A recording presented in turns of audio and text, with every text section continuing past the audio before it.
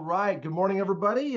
Thanks for coming. We might have a few others join us along the way, but for now, this is being recorded, and we're happy to provide the recording for you if you're interested in coming back to this later. But welcome to week 2 of Mind the Gap. This class is called Bridging the Gap. We're going to continue building on the understanding of neurodivergence and its impact on relationships. So this week, our focus is going to be on bridging communication gaps and creating a foundation for emotional intimacy. All right, so first off, introductions for anyone that wasn't here last week. My name is Ian. I am Asperger's as well as ADHD. This is my wife, Carol. And she is not just a ginger, but she's also a neurotypical. And so a lot of the things that we have wrestled with that we're going to talk about here is stuff that we have personally had to deal with and work through. So we have a very personal, keen understanding of how all of this goes and how difficult it can be.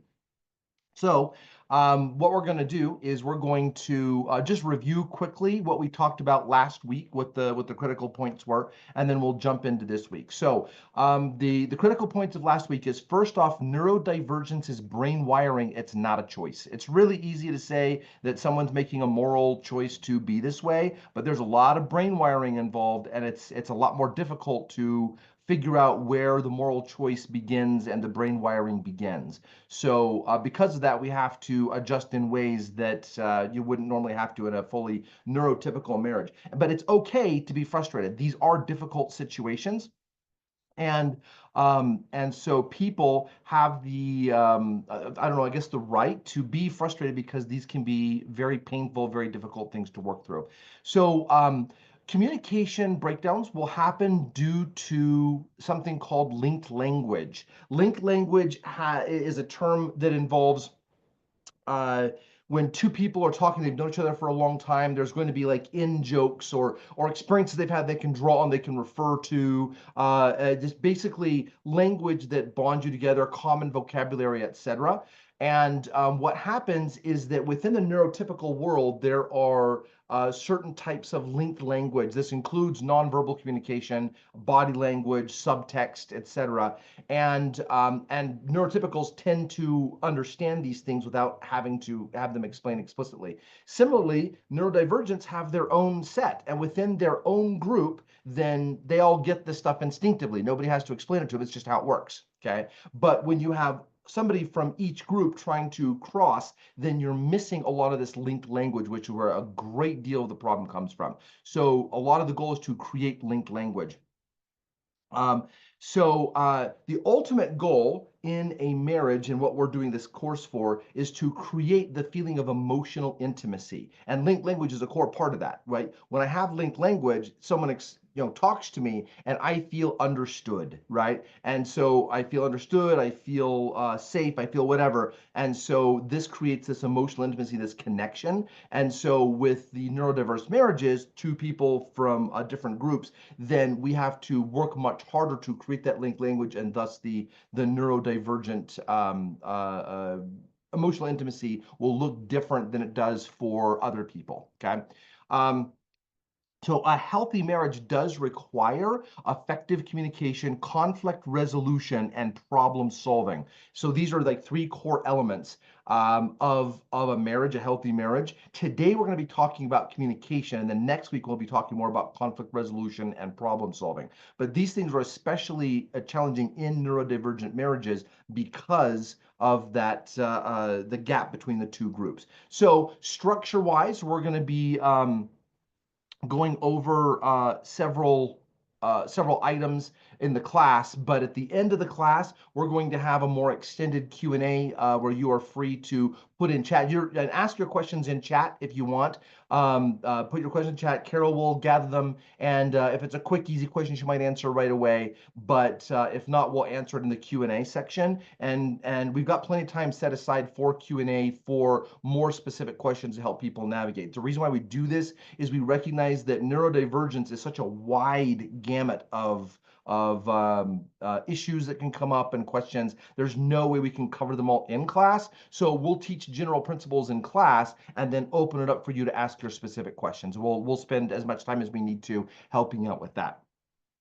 All right. So In the overview here, this is what we're going to be talking about in the class, okay?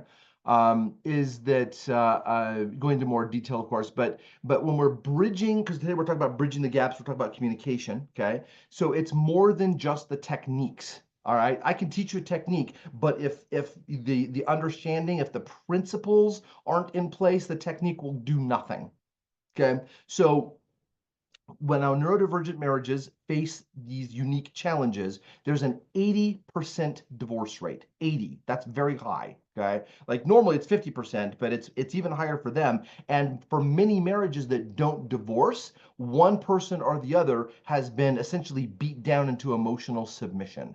Okay, because the other person is just so intent on making it their way. So we're not even saying that 20% are happy. I'd say it's a much lower percentage than that, right? Probably if half of that, if half. Okay, so to have a happy, thriving neurodivergent marriage is more challenging than a regular marriage because you have to do all the stuff that a regular marriage does, and now you have to bridge the gap for neurodiversity as well. Now, that being said, I'm not doomsaying because if you understand the principles and know how to approach it in the right way, you can bridge the gap and not just create a viable marriage, but you're going to have advantages that other marriages don't have. And this is something that Carol and I have both experienced, that because I'm on the spectrum and I'm ADHD, there are certain things that I bring to the table, and we talked more in detail about this last week, but there's certain things I bring to the table that are incredibly helpful for her, and she brings things to the table that are incredibly helpful for me. Because we have these two different worlds, we're able to come together and have a very unique, very powerful relationship,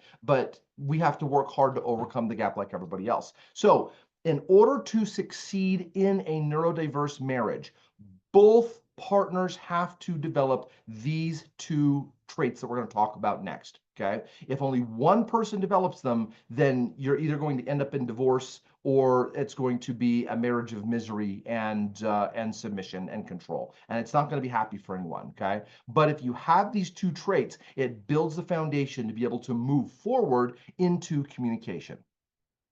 Okay, the first trait I'm calling a willingness to stretch towards each other. All right. So when it comes to communication, we each have our styles and methods that have worked best for us, okay?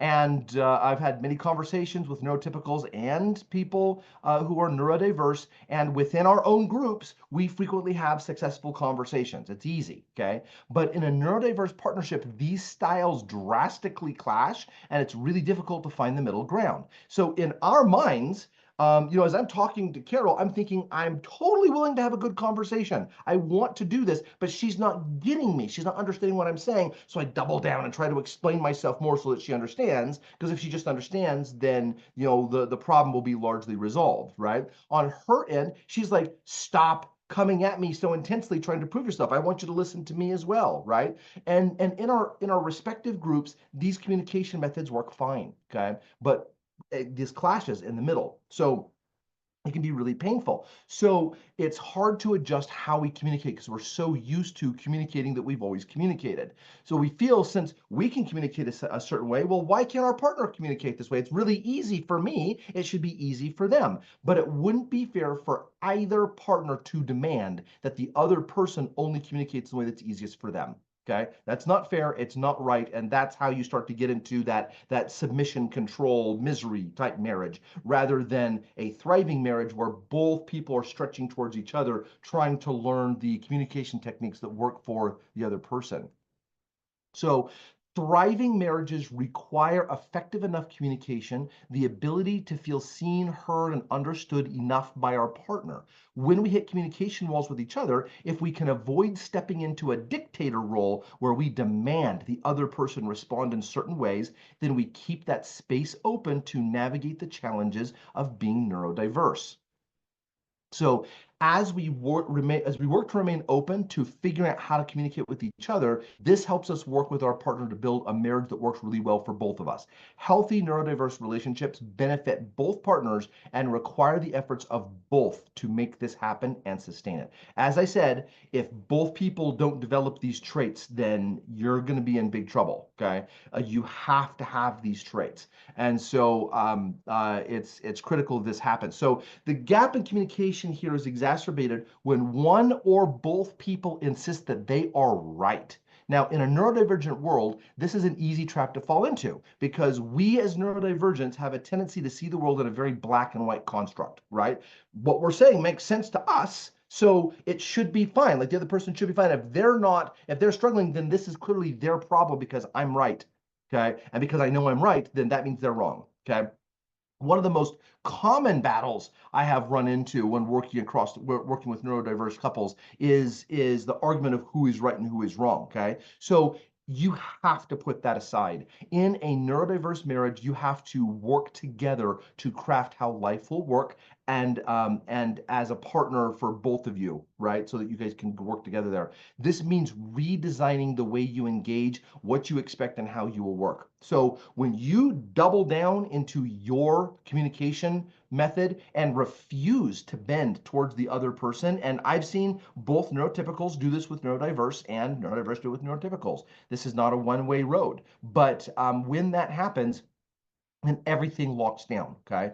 But when both people recognize, hey, we have these communication techniques from our separate groups that work for our group but don't work across the gap here, then we need to build this bridge and forge something new. When both parties are willing to let go of what works for them and say, well, what works for us, then you start to build that bridge. Without this principle, no technique is going to work because you're going to keep doubling down into your own space and trying to force the other person to work in your space rather than you guys finding something that works for both of you, okay? So that's principle number one. You must be willing to work with the other person in their space, to stretch towards each other, okay? The second principle, the second trait, is a willingness to have your rigid rules challenged. So rules are created and adopted early on in life to help us navigate the world with the least amount of issues, okay? The more capable we are of being able to see, assess, and understand the world around us, the more capable we are of adjusting the rules as life adjusts and changes. Now, neurodivergents struggle with this in different ways, all right? So this is the story of the forest, the tree, and the squirrel, all right? Neurotypicals function more easily by being able to have a more global view, hence being able to see the forest as an entirely functioning ecosystem and navigating the forest sufficiently without feeling overly anxious, okay? So basically, to use a metaphor, we've got someone with peripheral vision. They can look and they can see all of it, all right?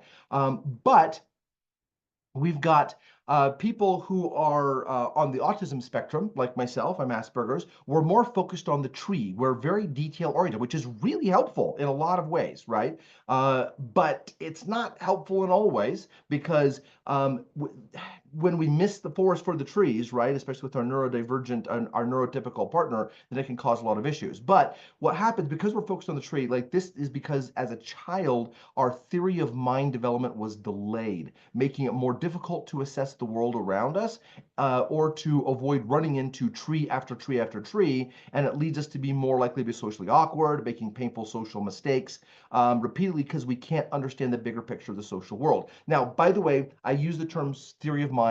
Theory of mind means that as you develop this, you become more and more conscious of other people, their importance, how they move.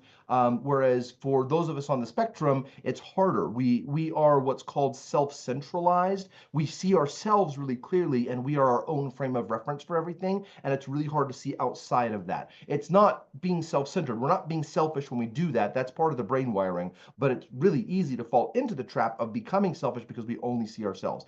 That's theory of mind, is really the ability to see others, perceive their problems instinctively, naturally, which for us, that means we have these goggles on, right? Like I don't have peripheral vision. I can't see off to the sides. I can only see what I'm focused on. So if I turn and focus on my wife, then I see her and I can work with her within that context. But if she has a need that she is not explicitly telling me, it's very difficult for me to see it because I don't have the peripheral vision. She's like, those needs are not there for me. I'm seeing what I'm seeing. So that's theory of mind. And again, it's a brain wiring thing. That is not a moral choice that I've made to be like that. It's just how it is. Okay.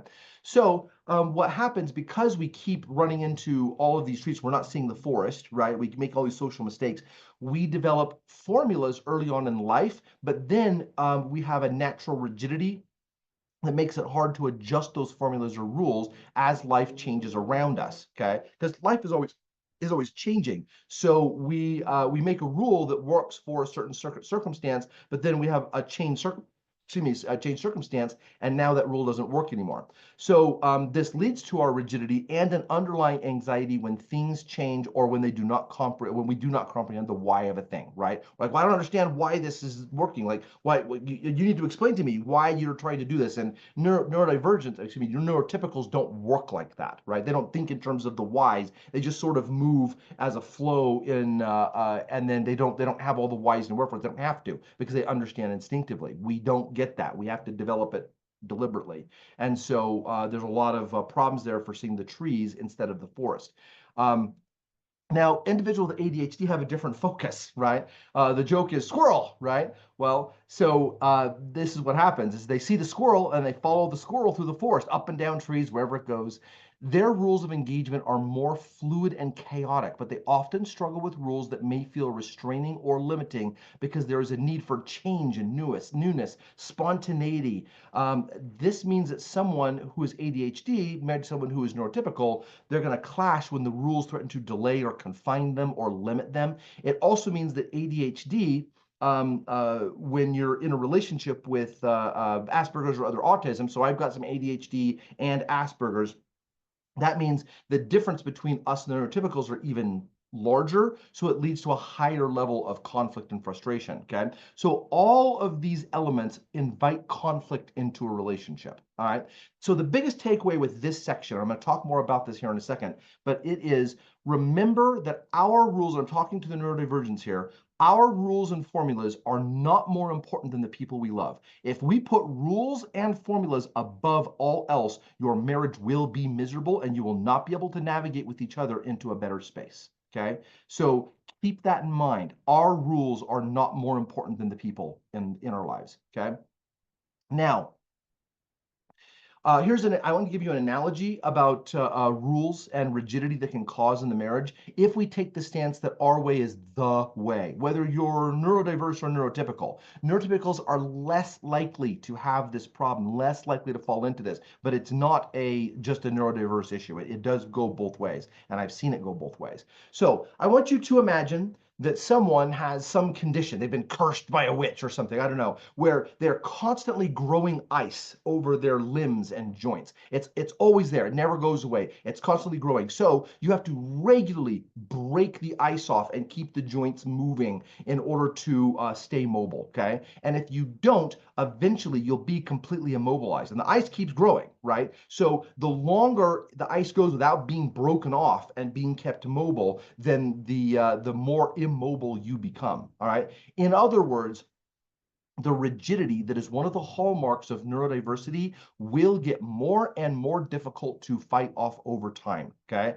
And I'll just say, I was commenting to Carol just a few weeks ago, I'm like, I just turned 50 this year, and I am noticing that my rigidity is more difficult now. I feel more tired. Like I feel more worn out because I've been fighting this for so long. So I'm more tired. It's harder for me to break the ice off and keep myself mobile. I know people who are much older that have not really worked hard to remain mobile, and they are almost impossible to live with. Okay, they are so rigid that if you don't fall into their rules, that they either break down or they force you to break down. All right.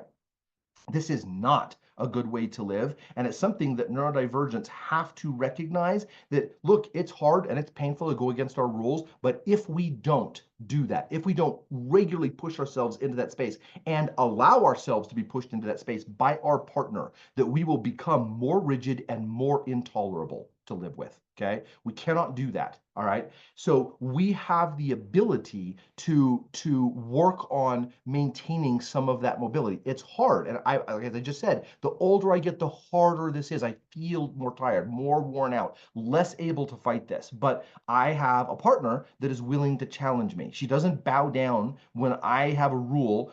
She'll push against it, and I have to work to break through the ice to keep myself more mobile. All right, this is really, really important. And to be fair, there are things that I pushed her on as well. She has fewer things that she gets rigid on, okay, than I do, because I'm Asperger's and ADHD, so it's more hardwired for me than it is for her. But it's a human thing. We all do it. We all have our rules and rigidity, but they have to be challenged. Okay, so we don't want to become a prisoner of our own brain wiring. Okay, it is difficult and it is possible. Okay, but that means that both the neurotypical and the neurodivergent have to work at being okay with the other person challenging their views and habits. Okay, if I got angry at Carol every time she challenged me in a way that was uncomfortable and my comfort was the most important thing in the world, then that's saying I'm embracing my rigidity and my rules and they are more important than her. But because I want so much to have a good marriage with this girl,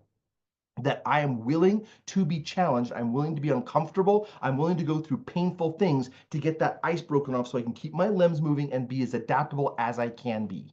Okay, it's not going to be perfect. There will be areas that the rigidity just won't go away or will continue to ice over despite my best efforts. But in making my efforts to break the ice, it is better than if I stopped trying.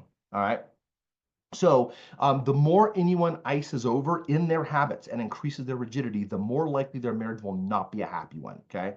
So because neurotypicals are by nature more able to adjust their rules and formulas without triggering anxiety or feeling completely lost and at threat, then it does make this easier for them to work at and to say, oh, okay, yeah, I see I'm being more rigid there. Let me see if I can shift and adjust. Okay, but neurodiverse, we feel more intense confusion, more anxiety, more frustration, and we need more time to adjust and break down those barriers that are keeping us stuck. Okay, and we have to acknowledge that. Like Carol and I've talked about this. Like I do take a while to change because we have to shatter. When we run into an area where I'm rigid, that means I'm already iced over to some degree. It takes time to break the ice and for me to work through it and be able to start getting mobility in that area. Okay, I have to accept that, and there's no easy way around that, and it's difficult for her at times because I'm slower to change, I'm slower to adjust, but I'm willing to be challenged and I'm willing to stretch towards her.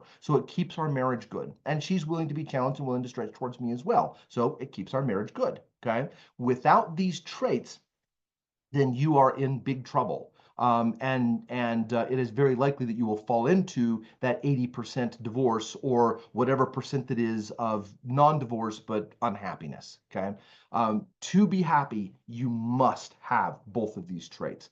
So let me note too that when in this neurodiverse marriage, one of the secrets for a neurotypical to help a neurodiverse person break through their rules and be and their rigidity is to play with it. The more angry and frustrated you get, then the more they're likely to respond with freezing up, protecting themselves, building more walls, right? But when you can playfully tease, like, let's say, well, I'll give you an example here, okay? So as an Aspie, I develop things like I find the best way to do things. Those are all capital letters, the best way to do things, right? And then I just keep doing it because there's no better way to do it. So I like eggs. I love eggs. As a matter of fact, I can eat them every day for breakfast and just really enjoy them. So I found the best way to make fried eggs. Okay, and I had made this into an art. And let's be clear, really good eggs. Like they're fantastic eggs. But what happened is that was the only way I would make eggs, and it became so rigid that if we were traveling, I had to make sure, because I couldn't trust that the other person we were going to go visit or the hotel we're going to be in had the right kind of pan, the right kind of spatula, the right kind of salt, the right kind of pepper grinder. I couldn't trust that they had any of those things, so I would travel with my pan, my spatula, my salt, my pepper grinder to make sure that I had the perfect experience every time. Now, is there a problem with me making really good eggs? No, no, they're great eggs, right? But the problem was I became so rigid that I had to start traveling with these things every time. And I started having anxiety if I didn't have them. Like, oh no, I can't have my experience, right? Instead of being able to just flow back and forth, it's like, well, I can't make the perfect eggs this time. Not a big deal. Oh, look, I've got everything I need. I should be able to make darn close to perfect eggs. But I'm going to make different eggs this time, and that's fine, right? And so Carol would start to tease me about it. There was one time where I had forgotten to wash my spatula, and then I couldn't find it, like it was gone, and I had the butter on, and it was burning. I'm like running around in panic. Where's the spatula? Where's the spatula? The butter's burning, and everyone thought that like the house was on fire, and it wasn't on fire. I was just panicked because my formula was breaking, and I couldn't process. I was like all out of control, like. Oh. And I mean, I got the problem solved, but she laughed and she's like, okay, yeah, hey, your butter's burning. Your butter's burning. And she started laughing. It became this kind of running joke. Your butter's burning. I'm like, okay, ha ha. And what it did though is the teasing and the playfulness, because she wasn't being mean about it, right? She was just kind of teasing and made it into somewhat of a joke. And in that joke, in the humor, that again was not mean-spirited. It was not pointed to make me feel ashamed of it or anything. It was just sort of a teasing thing, right? And made it playful. And I was able to say, okay, all right, yeah, I see what's going on. That was a heightened response that didn't need to be there because I'm all wrapped up in my, okay, got it. Let me pull that down. But her playfulness allowed me, it gave me space to be able to pull down the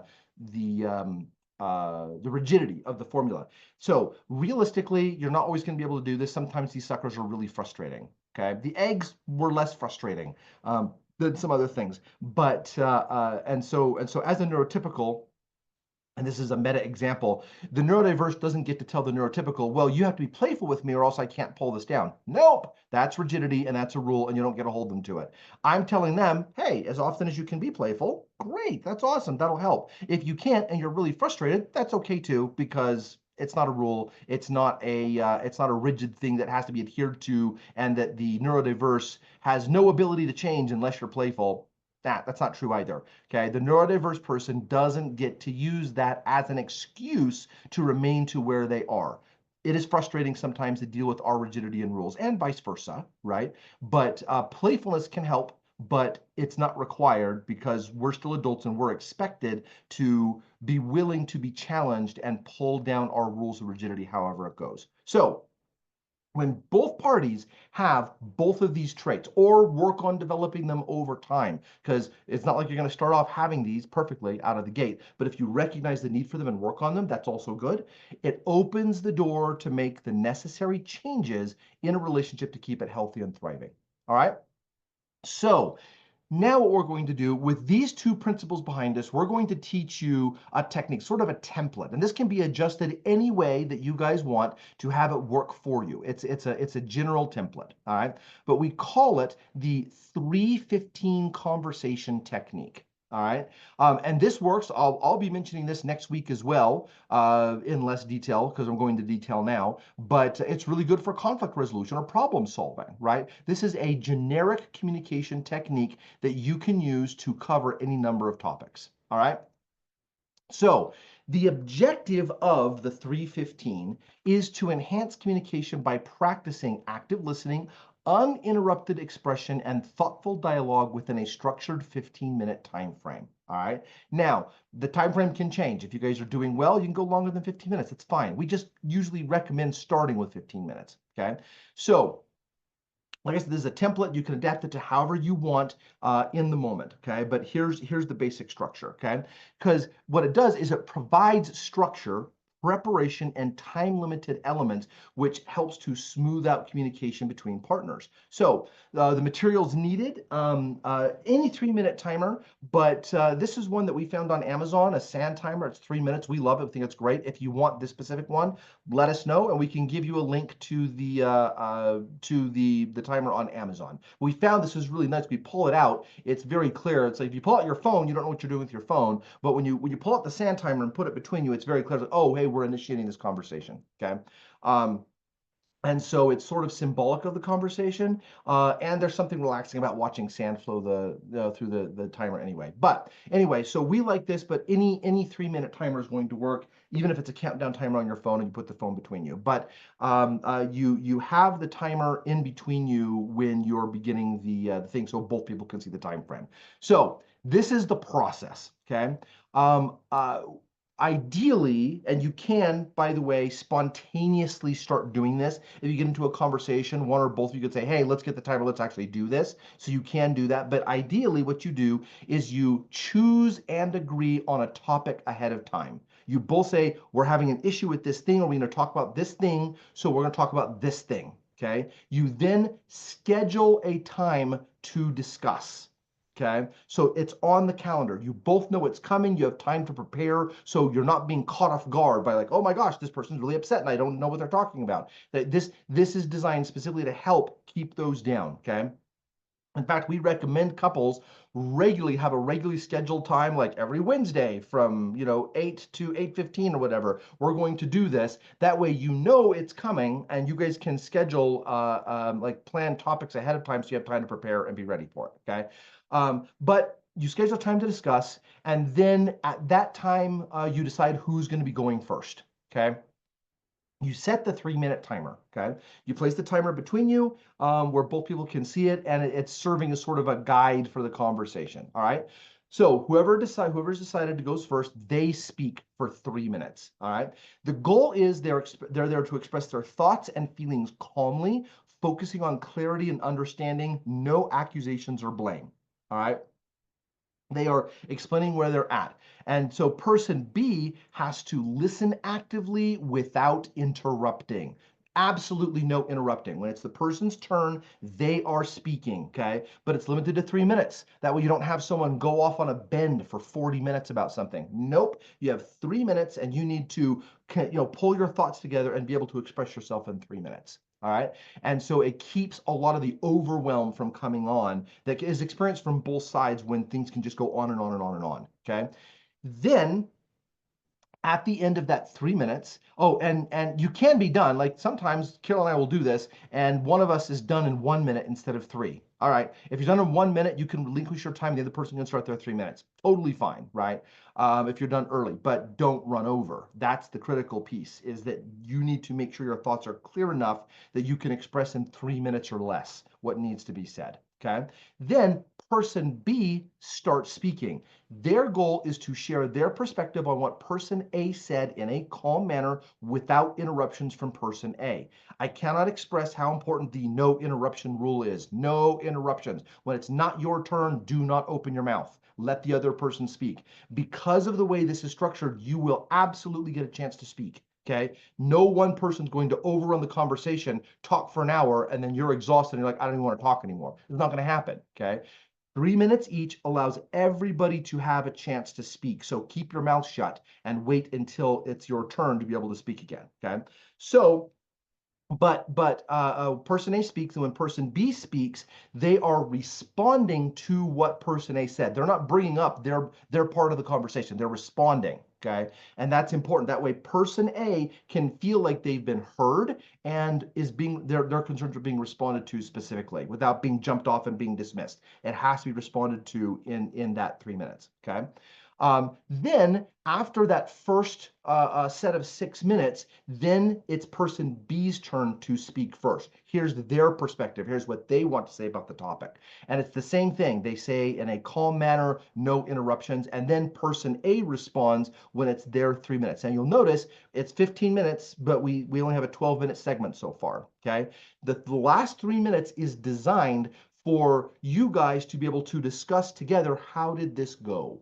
Okay. How did the conversation, you're not talking about the topic anymore. You're talking about the conversation. Okay. Oh, okay.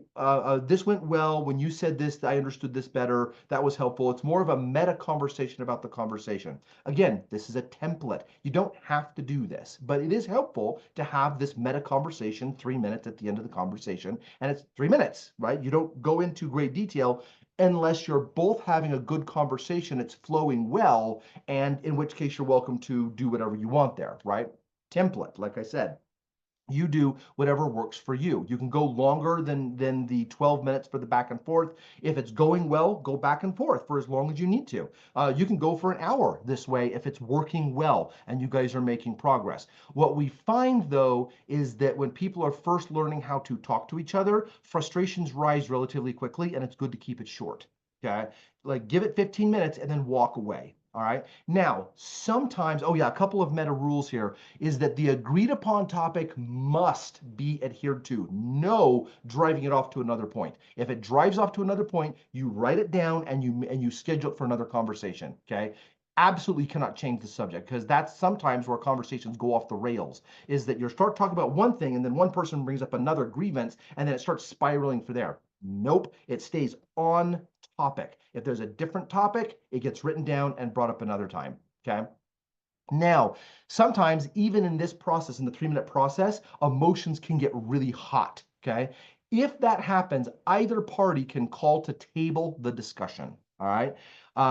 And so, and the other person can't argue with it. Like whoever says, hey, we need to table this, that's fine. The rules behind the tabling are such. You can table it for 15, 20 minutes-ish. You know, you're saying, okay, I'm feeling wound up. Give me 15, 20 minutes to calm down, and then we're going to come back and we're going to try this again. You can table it for an hour if it's like, okay, I'm really heated. I really need some extra time, 1 or 2 hours, whatever, or a day. Okay. You cannot table the conversation indefinitely. Okay, that is a measure of control and makes one person full control to make sure something never gets discussed. Nope. If one person says this needs to get discussed, it gets discussed, and then it gets discussed in this structured format. And if you're getting hot, take a break, but you can't delay more than a day. Or if you guys both know you're super busy the next day, you know, whatever works for you, but it has to be rescheduled if it's going to be a long period of time, and the reschedule is held to. Okay. So that ensures that important conversations are held, but they're held within this safer, structured area of time. Okay. And again, this only works if both parties are good faith actors, if they're both willing to talk through it. If one person says, I flat won't have this conversation, that tells you something about the relationship. Okay. They can say, look, I'm not ready to talk about this. Can we give it some time? Let me work through it, and then we can have a conversation. But if someone's like, no, I refuse to talk about this. This is not a topic of conversation that I'm ever going to have with you. Then there are deeper issues with the marriage than just conversation. Okay. In which case, at that point, you might want to have some therapy scheduled to work through stuff, because having that level of wall in a conversation, in a relationship, not healthy at all. Okay. Now, as I said, tabling cannot be used to delay a conversation indefinitely. It's designed specifically to allow someone or someone's time to cool off so that the discussion can continue without heated emotions getting in the way. Okay. So the time frame of tabling is chosen by the person calling to table it, so they can decide how long it will take to calm themselves down in the situation. Or like, hey, I'm not comfortable, like you're heated, so let's try this in an hour and see if we can do this again. Now, to begin with, practice only doing the 2 rotations. So each person speaks for 6 minutes before ending it and moving on to something else. So you get practice doing this. But as you get better at it, the structure will help you be able to communicate. So doing this technique allows both parties to know that they will get a chance to speak fully, either in this conversation or the next one, as well as working on understanding and being understood. So the template can be altered however you agree upon. But if the conversation starts spontaneously, it's like, oh, well, let's pull out the timer. Let's do this right now. That's fine. You can do that. Okay.